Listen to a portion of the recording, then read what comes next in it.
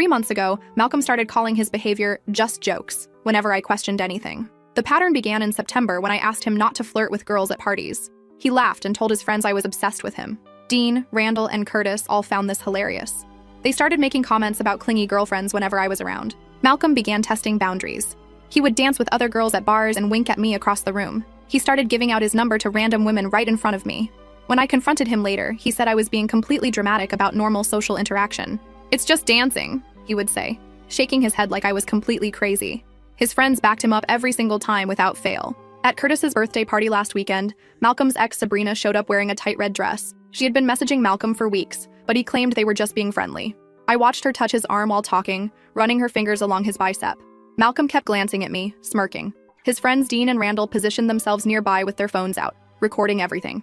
The party was packed with people from our college and nearby schools. Malcolm had been drinking steadily since we arrived at 8. He kept buying Sabrina drinks and completely ignoring me for hours. Every time I tried to join their conversation, he would turn his back to me or change the subject entirely. Around 11, Malcolm grabbed Sabrina by the waist and pulled her close. He kissed her with full tongue, hands gripping her hips. The kiss lasted at least 30 seconds. Dean and Randall started chanting immediately. "She deserved it! She deserved it!" they yelled, pointing their cameras directly at me. Other people turned to watch the spectacle. Some laughed, others looked uncomfortable but said nothing. Malcolm pulled away from Sabrina and stared straight at me. "Just a joke, babe," he called out, grinning. Sabrina giggled and whispered something in his ear. He nodded and squeezed her waist again. I walked through the crowd toward the front door. People moved aside and stared. My phone started buzzing before I reached my car. Text after text appeared on my screen. Malcolm was sending them faster than I could read. 15 messages total by the time I got home. "You're ruining my night. Come back right now and apologize to Sabrina. Stop being so dramatic about everything. Everyone at this party thinks you're completely psycho now. This is exactly why guys don't want serious girlfriends. You totally embarrassed me in front of all my friends. Learn to take a harmless joke for once in your life." I drove home and turned off my phone completely. When I checked it Sunday morning, Malcolm had posted 6 Instagram stories between midnight and 3 a.m. Videos of him grinding on random girls at the party. Close-up shots of women dancing against him. Each caption read variations of, "This is what happens when you try to control me," and "Freedom feels so good right now." The final story showed Malcolm doing shots with 3 different girls. The caption read, "Single life hits different." He had tagged Dean, Randall, and Curtis in every single post. Malcolm showed up at my apartment building at 3 a.m. Sunday morning. He pounded on the front door for 5 straight minutes, yelling my name loud enough to wake up neighboring units. When I finally opened it, he reeked of alcohol, cigarettes, and multiple different perfumes. His button-down shirt was wrinkled and stained with something dark, his hair stuck up in random directions. "You're a psycho girlfriend," he said, swaying in my doorway. "Every guy cheats on their girl eventually. At least I did it to your face instead of sneaking around behind your back like some coward." I told him to leave immediately. He laughed and leaned against the doorframe. "You'll forgive me by Tuesday like you always do," he said. "Remember when I made out with your sister's friend at Christmas? You got over that real quick." Then he stumbled back to his car and drove away. Monday afternoon, Dean sent me a private message on Instagram. "You're way too uptight about everything. Malcolm was teaching you an important lesson about trust and boundaries. You should be grateful he cares enough to help you grow as a person." I read the message twice, then closed the app. 20 minutes later, Celeste sent me a message. She's Curtis's girlfriend and had seen the group chat on his phone. She forwarded me 23 screenshots from their conversation since Sunday night. Malcolm was bragging in detail about putting me in my place. "She'll come crawling back like always," he wrote. "They all do when you show them who's really the boss." Randall replied with crying, laughing emojis. Curtis wrote, "Savage move, bro." Dean added, "She definitely needed that reality check." Malcolm sent a shirtless photo of himself in bed with messy hair. "Single life is treating me incredibly well already," he captioned it. More laughing emojis followed from all his friends. Malcolm thinks he knows exactly who I am. He thinks I'm still the same naive girl who apologized after our first fight 2 years ago. The girl who blamed herself when he joked about my weight in front of his entire family last Christmas. Right now, he's probably out celebrating with his friends, thinking he's won some kind of victory. He has no idea what's coming for him. First update, so remember how Malcolm said I'd come crawling back by Tuesday? Well, guess what happened on Tuesday? Absolutely nothing. I didn't text him, didn't call him, didn't even check his social media. And apparently this broke his entire brain because by Wednesday morning I had 17 missed calls and 43 text messages. The messages started normal for Malcolm. "Hey babe, you're being really immature about this whole thing." Then they got progressively more desperate. "I know you're reading these messages. Why are you ignoring me when I'm trying to fix this? This silent treatment thing is getting really old." By Thursday, he was practically having a meltdown through text. "I can't believe you're actually going to throw away 2 years over one harmless joke. Sabrina meant absolutely nothing to me, you have to know that. I was drunk and my friends were egging me on, you know how they get. Here's the thing that really gets me. He kept calling it a joke. Like making out with his ex while his friends filmed me and chanted was just some hilarious prank I should appreciate. The audacity of this man is truly something else. Friday afternoon, he showed up at my workplace. My coworker Miranda came to find me in the break room and told me there was some guy in the lobby asking for me, looking really agitated. I peeked around the corner and there was Malcolm pacing back and forth, running his hands through his hair like he always does when he's stressed. I walked out there and his whole face lit up like he thought I was finally ready to forgive him. He started talking immediately. "Thank God, I've been trying to reach you for days. We need to talk about this situation and figure out how to move forward together." I told him we could talk right there in the lobby since he'd made such a public spectacle of our relationship already. His expression changed real quick. "Don't be like this," he said. "You're being really unfair. I came here to apologize and work things out like adults." So I asked him what exactly he was apologizing for. And guys, this man actually said he was sorry that I misunderstood his joke and got my feelings hurt. Not sorry for kissing his ex. Not sorry for humiliating me. Sorry that I'm too sensitive to appreciate his sense of humor. I told him his apology was noted and he could leave now. He started getting louder then, saying I was being completely unreasonable and making this whole thing way bigger than it needed to be. "Every couple goes through stuff like this," he said. "It's called growing together and learning to trust each other." Miranda was watching from behind the reception desk, along with half the office at this point. Malcolm noticed everyone staring and finally lowered his voice. He stepped closer and told me he wasn't leaving until we worked this out properly. That's when I realized something crucial. He genuinely believed I would eventually cave like I always had before. The old me would have been embarrassed about causing a scene at work. The old me would have agreed to talk privately just to make him leave, but something had shifted after watching those group chat screenshots. Reading him brag about putting me in my place and knowing I'd come crawling back changed everything for me. I told Malcolm very clearly that we were done. Not taking a break, not working through issues, but completely finished. His face went through about 5 different emotions in 10 seconds. Confusion, disbelief, anger, then this weird fake laugh like I was obviously kidding. "You don't mean that," he said. "You're just really upset right now," which I totally understand. "But we've been together for 2 years. You can't just throw that away over something this stupid." I explained that making out with his ex while his friends filmed it wasn't stupid, it was deliberate humiliation. That his group chat messages showed exactly how he really felt about me. That showing up drunk at my apartment at 3 a.m. wasn't romantic, it was disrespectful, and honestly kind of scary. Malcolm got defensive immediately. "Those guys were just being guys, you know how group chats are. We say stupid stuff to impress each other. It doesn't mean anything real." He claimed the kiss with Sabrina was just him being drunk and showing off. Nothing more serious than that. But here's what really sealed it for me. When I mentioned feeling scared when he showed up drunk, he actually rolled his eyes. "Come on, you know I would never hurt you. Stop being so dramatic about everything." The fact that he dismissed my feelings about his drunk 3 a.m. visit told me everything I needed to know. This man does not respect my boundaries, my feelings, or my basic sense of safety. And he never will. Because in his mind, I'm just being dramatic and oversensitive. I walked away from him standing in that lobby, just turned around and went back to work like he wasn't even there.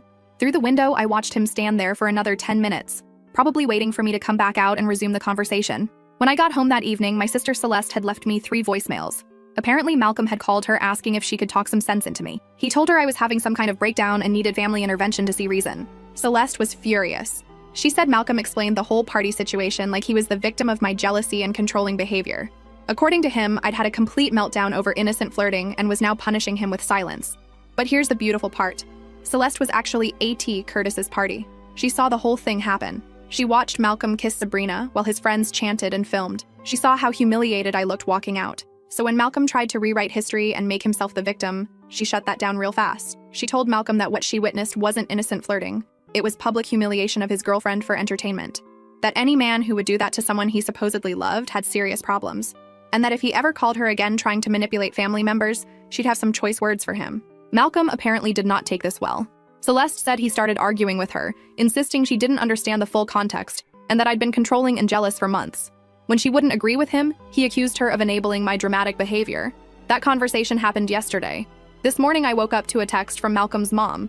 "Hi, sweetie. Malcolm told me you two are having some problems. I was hoping we could grab coffee this weekend and talk about working things out. You know how much Malcolm loves you." And that's when I realized Malcolm's master plan. He's calling in reinforcements. His mom, my sister, probably planning to get our mutual friends involved too. He thinks if enough people tell me to forgive him, I'll crack under the pressure and go back to being his doormat girlfriend. What Malcolm doesn't understand is that I'm not the same person who apologized after his last joke. I'm not the girl who blamed herself when he flirted with my sister. I've been planning something since Sunday and it's almost ready. He wants to play games and involve other people? Perfect. Duke can play that game, but he's not going to like my version nearly as much as his own. Tuesday is going to be very interesting. Second update. I am shaking with rage right now, but also kind of impressed with how this all played out. So remember Malcolm's mom wanting to grab coffee? Well, that was just the beginning of his master manipulation plan involving both our families. Saturday morning, I'm at Target buying groceries when my phone rings. It's my mom. She sounds worried and asks if I'm okay because she just got off the phone with Malcolm's mother. Apparently, Malcolm told his parents that I'm going through some kind of mental health crisis and refusing to communicate about our relationship problems. I explained the whole party situation to my mom. The kiss with Sabrina, the filming, the group chat messages, everything. My mom listens and then gets pissed. She tells me Malcolm's mom painted a completely different picture where I had a jealousy-fueled breakdown over innocent socializing, and now I'm punishing Malcolm with cruel silence. My mom immediately calls Malcolm's mom back. I can hear both sides of this conversation because my mom put it on speaker. Malcolm's mom starts with how concerned she is about my emotional state and how Malcolm is devastated that I won't even discuss working through our problems. My mom cuts her off and explains what actually happened at that party. The public humiliation, the deliberate kissing, the friends chanting and filming my reaction. Malcolm's mom goes quiet for a long moment, then says that's not the story Malcolm told them at all. According to Malcolm's version, I got irrationally jealous when his ex showed up at the party. I caused a huge scene over him being polite to her, then stormed out dramatically when he gave her a friendly hug goodbye. His friends were laughing at my overreaction, not participating in any humiliation. The Instagram posts were just him blowing off steam after I refused to answer his calls. My mom is incredulous. She asked Malcolm's mom if she really believes her son would lie about something this serious. There's this long pause. Then Malcolm's mom says she trusts her son, and maybe there's two sides to every story. That's when my mom loses it. She tells Malcolm's mom that if her son thinks public humiliation is appropriate relationship behavior, then maybe she failed as a parent. That any mother who defends her adult son kissing other women in front of his girlfriend clearly raised him to disrespect women. Malcolm's mom hangs up on her. Sunday afternoon gets even worse. My dad calls and says Malcolm showed up at our house wanting to talk to him man-to-man about the situation. My dad was working in the garage and Malcolm just appeared there uninvited, acting all respectful and concerned. Malcolm told my dad that I've been struggling with jealousy and trust issues for months, that he's been trying to be patient and understanding, but I've gotten increasingly controlling about his friendships with women. The party incident was just me finally snapping over normal social interaction. My dad, who doesn't know the full story yet, listens politely as Malcolm explains how much he loves me and wants to work through my insecurities together, how he's willing to go to couples counseling and do whatever it takes to help me feel more secure in our relationship. Then Malcolm asks my dad to talk to me about giving their relationship another chance. Says he knows I respect my father's opinion and might listen to him when I won't listen to anyone else. My dad tells Malcolm he'll think about it and get back to him. After Malcolm leaves, my dad calls me confused about why Malcolm seems so genuine and concerned if he really did what I described. I drive over to my parents' house immediately, sit down with both of them and tell the entire story from beginning to end. The months of boundary testing, the deliberate flirting, the kiss with Sabrina while his friends filmed, the group chat messages bragging about putting me in my place. My dad's expression changes completely as I'm talking. By the time I finish, he's furious that Malcolm came to their house and lied directly to his face. My mom shows him the screenshot Celeste forwarded from the group chat. My dad reads Malcolm calling me a psycho girlfriend and saying I'll come crawling back, and he completely loses his shit. He calls Malcolm immediately and puts it on speaker. Malcolm answers all cheerful thinking my dad is calling to help convince me. My dad cuts right to the point and asks Malcolm to explain the group chat messages about putting me in my place. Malcolm stutters for a second, then claims those were just guy talk and didn't mean anything serious. That men exaggerate in group chats to sound tough, but it's not how they really feel. He says he was hurt and venting to his friends after I walked out on him. My dad asks about the video of him kissing Sabrina. Malcolm claims it was just a quick friendly kiss that looked worse on camera than it actually was. That his friends were drunk and being idiots with their commentary. But he can't control what other people say or do. Then my dad asks the question that breaks everything wide open. He asks Malcolm why he lied about what happened when he came to their house. Why he told a completely different story that made me look jealous and unstable instead of admitting he kissed another woman. Malcolm gets defensive immediately. He says he was trying to protect my reputation by not telling my parents how badly I overreacted, that he didn't want them to think less of me for causing such a dramatic scene over nothing. My dad tells Malcolm that lying to my parents to manipulate them into pressuring me is not protecting my reputation, it's manipulative bullshit. That any man who would humiliate his girlfriend publicly then lie to her family about it is not welcome in their house ever again. Malcolm starts arguing that my dad doesn't understand the full context and that I've been telling a one-sided story. That if my dad really knew how controlling and jealous I'd become, he'd understand why Malcolm was at his breaking point. That's when my dad completely unleashes on him, tells Malcolm that even if everything he claimed was true, kissing another woman in front of your girlfriend is never acceptable relationship behavior. That real men break up with women they're unhappy with instead of publicly humiliating them for entertainment.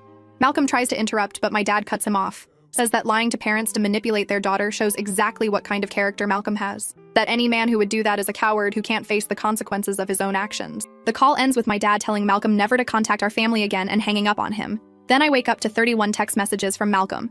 And guys, this man has completely lost his fucking mind. The messages start around 2 a.m. and continue until 6 a.m. Pure stream of consciousness desperation. Your parents have completely turned against me now thanks to your lies. I never lied to your dad. I was trying to spare your feelings. You're destroying everything good we had together over one stupid mistake. I'm losing my mind without you and can't eat or sleep. Everyone I care about is choosing your side without hearing mine. But then around 4 a.m. the messages take a darker turn. You've made me look like a monster to both our families. I trusted you with everything and you're using it all against me. 2 years of my life completely wasted because you can't forgive one mistake. I don't even recognize who you've become. The final message at 6 a.m. just says, I'm not giving up on us no matter what you do. Wednesday evening, Malcolm shows up at my parents' house again. My dad sees him through the window and calls me immediately. I drive over there and find Malcolm sitting on their front porch refusing to leave until someone talks to him. I walk up to him and ask what the hell he thinks he's doing. He tells me he's been sitting there for 2 hours waiting for someone to come home so he could explain his side properly. Malcolm starts talking rapidly about how everyone has turned against him based on incomplete information, that the group chat messages were taken out of context and the kiss with Sabrina was just drunken stupidity, not deliberate cruelty, that he's been in love with me for 2 years and would never intentionally hurt me. I tell him that intentional or not, he did hurt me, that his actions had consequences and now he has to live with them. Malcolm gets more agitated and says I'm being completely unforgiving about one mistake that happened when he was drunk. He asks me to look at everything good about our relationship instead of focusing on one bad night. Reminds me of trips we took together, holidays with each other's families, plans we made for the future. Says 2 years of love and commitment should count for more than 15 minutes of poor judgment. But here's the thing that really gets me. He still won't take full responsibility. It's always poor judgment, or a mistake, or one bad night. Never, I deliberately kissed my ex to hurt you, or I let my friends film your humiliation for entertainment. My dad comes outside and tells Malcolm he needs to leave their property immediately. Malcolm starts arguing that he has a right to try to save his relationship and that my dad is interfering in something that's none of his business. My dad steps closer and tells Malcolm that when he lies to parents to manipulate their daughter, it becomes their business.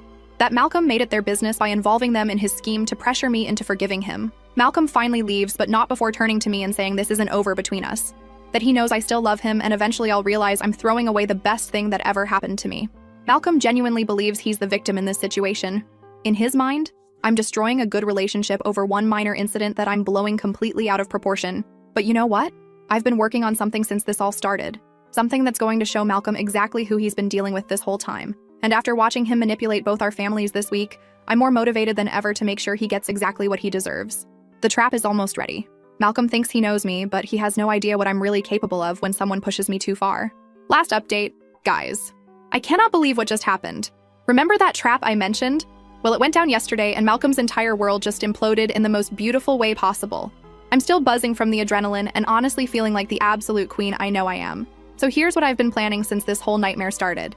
Malcolm thinks he's smart with his manipulation tactics, but he made one crucial mistake. He underestimated exactly how smart I am and how well I know his patterns. See, Malcolm has this thing where he can't resist bragging about his conquests. Always has. He filmed the whole Sabrina kiss situation because he gets off on having proof of his power over women. And I knew, absolutely knew, that he'd saved videos from that party. Thursday afternoon, I text Malcolm asking if we can meet up to talk. Not to get back together, but to have an honest conversation about where we went wrong so we can both move forward. He responds within 30 seconds saying yes and suggests we meet at the coffee shop near campus where we had our first date.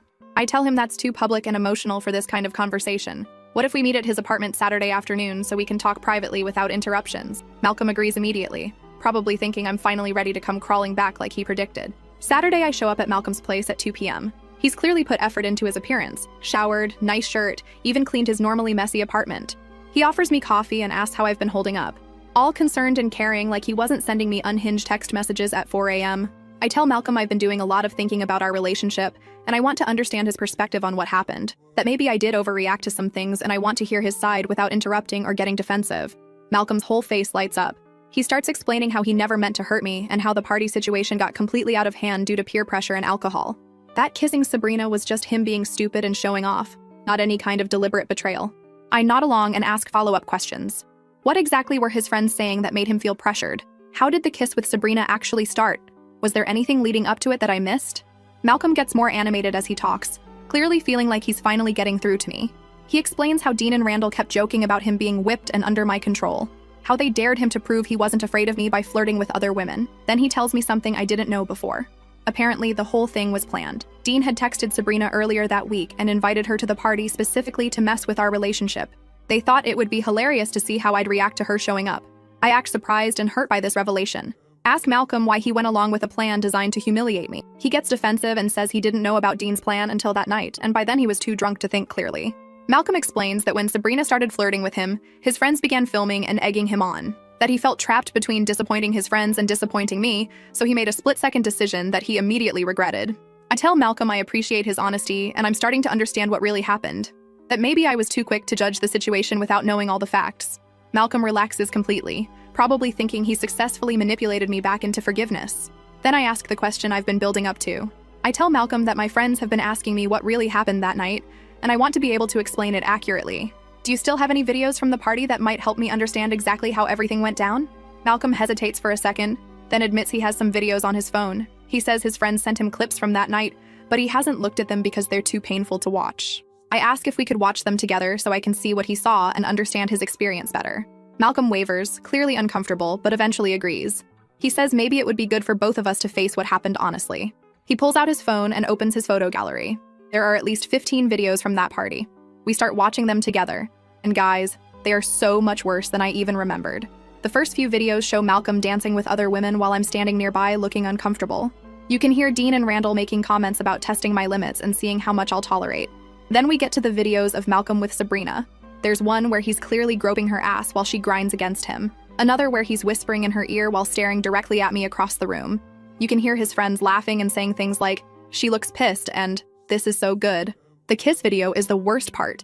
It shows Malcolm grabbing Sabrina aggressively and kissing her with obvious passion. The video captures Dean and Randall chanting "She deserved it," while pointing their cameras at me. You can see me in the background looking absolutely destroyed. But here's the part that makes my blood boil. There's a video after I left. Malcolm and Sabrina are making out again, more intensely this time. He's got her pressed against the wall with his hands up her dress. Randall is filming and you can hear him saying, "Post this shit. She needs to see what she's missing." As we're watching these videos, Malcolm keeps trying to minimize what I'm seeing. It looks worse on camera than it felt in person. I was so drunk I barely remember this happening. The guys were just being stupid with their commentary. After we finish watching, I look at Malcolm and tell him those videos show deliberate, calculated cruelty designed to humiliate me for entertainment. That there's no amount of alcohol or peer pressure that excuses that level of disrespect. Malcolm immediately starts backtracking. He claims the videos don't show the full context and that I'm misinterpreting what I'm seeing. That he was drunk and confused and not thinking clearly about how his actions might affect me. I tell Malcolm I appreciate him showing me the videos because now I have a complete picture of what really happened. He looks confused and asks what I mean by that. That's when I pull out my own phone and show him that I've been recording our entire conversation. Every word of his planned humiliation confession. Every admission about going along with Dean's scheme. Every moment of him minimizing and excusing his behavior while the video evidence plays. Malcolm's face goes completely white. He starts sputtering about how I tricked him and recorded him without consent. I remind him that we're in a one-party consent state, and I have every legal right to record conversations I'm part of. I tell Malcolm that his confession, combined with his own videos, paint a very clear picture of who he really is. That I now have proof he participated in a deliberate plan to humiliate me, then lied to both our families about what happened. Malcolm starts panicking and asking what I plan to do with the recording. I tell him he's about to find out, then I start a group text with both our parents and hit send on a message I had pre-written. The message explains that I've discovered the party incident was a planned humiliation orchestrated by Malcolm and his friends. That I have video evidence and a recorded confession proving he lied to both families about what really happened. And that I'm attaching the relevant clips so everyone can see the truth for themselves. I attach the kiss video showing Malcolm passionately making out with Sabrina while his friends chant about me deserving it. The video of him groping her after I left. And key excerpts from our recorded conversation where he admits to going along with Dean's plan. Malcolm starts freaking out. He's grabbing for my phone trying to stop me from sending more messages. Begging me to delete everything and talk about this privately. Saying his parents will never forgive him if they see those videos. I tell Malcolm he should have thought about that before he participated in humiliating me for his friends' entertainment. That actions have consequences, and now he gets to face them. My phone starts buzzing immediately with responses from both families. My mom texts, "I'm so sorry you went through this, sweetheart. We're coming over right now." My dad just sends, "That piece of shit is dead to us." But Malcolm's parents' responses are what really make this perfect. His mom texts, "Malcolm, come home immediately, we need to talk." His dad sends, "I'm disgusted by what I just watched. You're not the son we raised." Malcolm is having a complete meltdown at this point. He's begging me to call our parents and tell them the videos are fake or taken out of context, offering to do anything I want if I'll just help him fix the situation. I tell Malcolm there's nothing to fix because this is exactly what he deserves. That he made his choice when he decided to publicly humiliate me for entertainment, and now he gets to live with the consequences. Malcolm starts getting angry then, saying I'm destroying his life over one mistake, and that I'll regret this when I realize what I've thrown away. That he's going to tell everyone I'm a manipulative psycho who records private conversations to use against people. I laugh and tell Malcolm that everyone already knows exactly who we both are now, that he can try to spin this however he wants, but the videos speak for themselves. As I'm leaving his apartment, Malcolm follows me to the door still begging and making threats. I turn around and tell him this is the last time we'll ever speak, that if he contacts me, my family, or anyone in my life again, I'll be filing harassment charges. The drive home was incredible, guys. I felt so fucking powerful and in control, like I'd finally gotten justice for all the times Malcolm humiliated me, and I just took it. When I got home, my parents were waiting for me. They both hugged me and apologized for not fully understanding how bad the situation was. My dad said he's proud of me for standing up for myself and exposing Malcolm's lies. My mom said she called Malcolm's mom after seeing the videos. Apparently, Malcolm's parents are mortified by his behavior and planning to have a serious conversation with him about respecting women. But the best part came later that evening. Celeste texted me screenshots from the group chat with Curtis, Dean, and Randall. Apparently, word got out about the videos, and now everyone who was at that party knows exactly what kind of person Malcolm really is. Malcolm has been silent on social media since yesterday. No posts, no stories, no responses to comments. And you know what the most beautiful part is? I didn't have to do anything illegal or unethical to get my revenge. I just used Malcolm's own behavior and words against him. He destroyed himself by being exactly who he's always been, a manipulative asshole who thinks he's smarter than everyone else. To all the commenters who said I should forgive him and work things out, fuck that. Some people don't deserve forgiveness. Some people deserve to face the full consequences of their actions. Malcolm is one of those people. I'm done being the understanding girlfriend who gives second chances to men who don't respect me. I'm done letting people treat me like shit because it's easier than standing up for myself. Malcolm thought he could humiliate me publicly and then manipulate our families into pressuring me to forgive him. He thought I was weak and desperate enough to crawl back to him like I always had before. Malcolm wanted to put me in my place? Well, congratulations, because my place is clearly several levels above his manipulative ass.